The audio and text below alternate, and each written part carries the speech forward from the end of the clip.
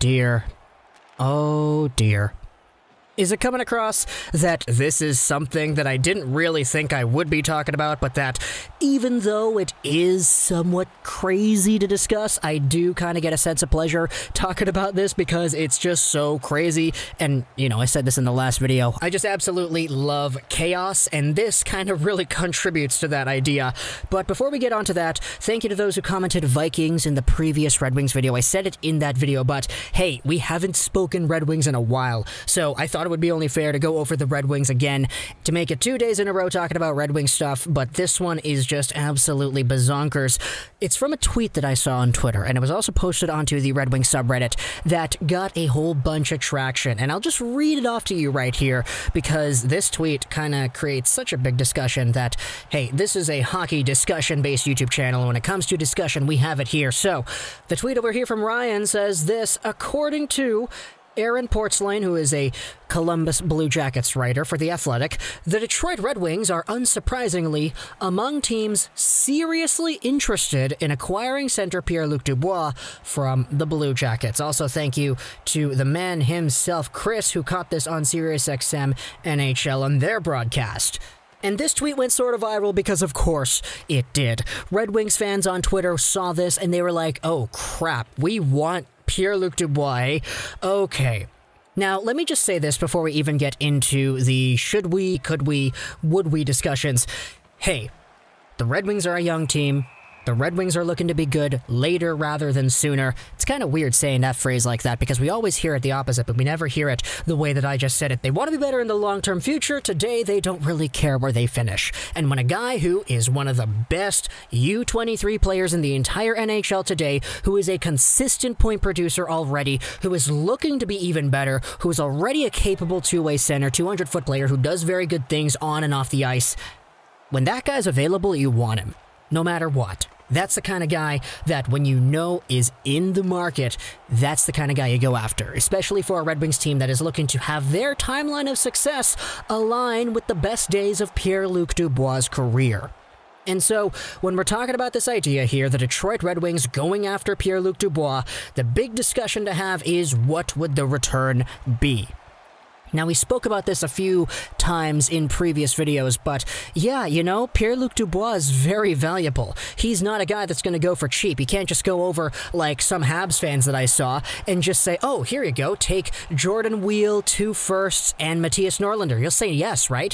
You can't just pick up garbage and throw it at the Columbus Blue Jackets and expect them to give you Dubois in return. It doesn't work like that. You have to give up something that they would actually have to say yes to and that they would actually see value in as well. So when we go over to the Detroit Red Wings subreddit, because this tweet was posted on there, let's take a look at some of the comments over here. If you want some reference for how much this would cost, look at the Mark Stone deal.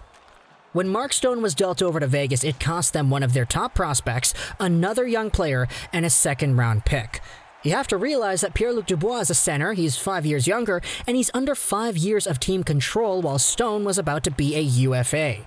We're talking about something like Bertuzzi or Mantha, and Veleno or a Berggren, and some draft picks. I'm not even totally against this in theory, but anytime there's a post like this, I always see some ridiculous lowball offers. And yes, don't worry, SpongeBob Something Pants, I do agree with you. We do see some fans go out there and just offer a whole bunch of garbage. The next parts of the discussion on this Reddit thread go over how, Mark Stone, you could debate who's more valuable, etc. The fact is, Dubois is younger, but he's also got a lot more years ahead, etc., etc., etc. But that's kind of what we're working with here. If it comes to a trade like this, I want you to tell me in the comments below right now, as this video is going. Don't even pause the video. Just type while you're listening to my voice. Would you do, just a hypothetical, Mantha, Veleno, and a first, a second, and maybe a fourth for Pierre-Luc Dubois? A whole bunch of draft picks, a very nice young piece, and an NHL caliber forward right now. Would you do this? And when it comes to whether or not it's something the Columbus Blue Jackets would do, honestly, just because of how important Pierre-Luc Dubois is to that organization, and based off of how good he could be, I would not be surprised if it's not even enough. But, frankly, we can get to a point where, even though it may not be enough, or it could be enough, I don't know, we could get to a point where Red Wings fans or Steve Yzerman or people who are watching the Red Wings in the media are just saying like, no, I wouldn't do that. That's too much. But I want you to tell me in the comments if you would do that yourself. Mantha, Veleno, and a whole bunch of picks for Pierre-Luc Dubois. Because that's the kind of price it's going to take, and there are some fans in the comment section of this thread that I'm seeing that are like, yeah, you know, even though that would be a tough pill to swallow, I could honestly do that. It would hurt, but I would get over it in a couple of years because, hey man, imagine a Larkin Pierre-Luc Dubois duo down the middle. Oof, my gosh. You want to talk about centers win you championships, man. That is the epitome of what would be a very, very good top 2 center core into the long-term future. And hey, you could go the entire opposite route and justify this trade by saying, okay, well, the Red Wings could just go ahead and give up their first in the 2021 draft. How does that sound, eh? Because, let's face it, if there's a draft to be bad, if there's a draft to be last in the league, it's not 2021. That draft was 2020. That draft is 2022. That draft is 2023. These drafts have Alexis Lafreniere and Quinton Byfield at the top. These drafts have Shane Wright, Matthew Savoy, and Brad Lambert at the top. These drafts have Matvei Mishkov and Connor Bedard at the top. We know who's going to be at the top of these drafts a year, 2 years out. But this year it's different. Owen Power, Luke Hughes, Matty Beniers, Atu Ratu, Brent Clark, Chaz Lucius, Jesper Wallstead. The fact is, there is no solidified, borderline franchise #1 talent in the 2021 draft. It's why we're so divided as to who should be first.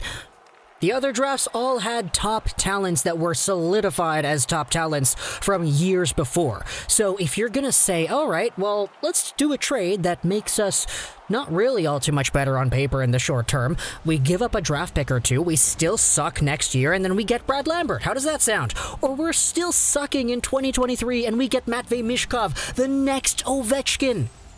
There's still room to extend this window of rebuilding if you want to. Steve Yzerman didn't build the Stanley Cup champion Tampa Bay Lightning squad in a year. It took him a while. In fact, it took him until after he was gone to do it and actually win the cup. And I mean, it wasn't his team, but you get what I'm talking about, right? It takes time for these things. Years and years of development. And if you want to go out there and say, hey, Columbus, take this 2021 first. It might end up being a Luke Hughes or an Owen Power or whatever, but we're shooting for the next year's draft. We're going over for the top talents in 2022. I want to go for that Matthew Savoy, man. That guy looks great. I do think that's a valid argument, and I don't know if it's enough to completely displace the conversation to one side as to whether or not it's a good thing or a bad thing to do this Dubois for a Mantha or a Bertuzzi or a prospect and all that, plus some picks kind of deal, but, you know, it is a talking point that I do see value in. So with that being established, let me know if that does indeed change your perspective on whether or not you would want to do it, because obviously the draft pick is as equally important as the roster player you would have to give up in a potential PLD kind of trade. So with that being established, tell me in the comments, would you do it with this discussion in mind? And I don't know, what else is there to talk about? Yeah, that's pretty much it, right? Pierre-Luc Dubois, the Red Wings want him. Now that we're in a position where it's out there in the media, we're having this conversation, so tell me in the comments if you would. But yeah, I hope you enjoyed this video, and bye.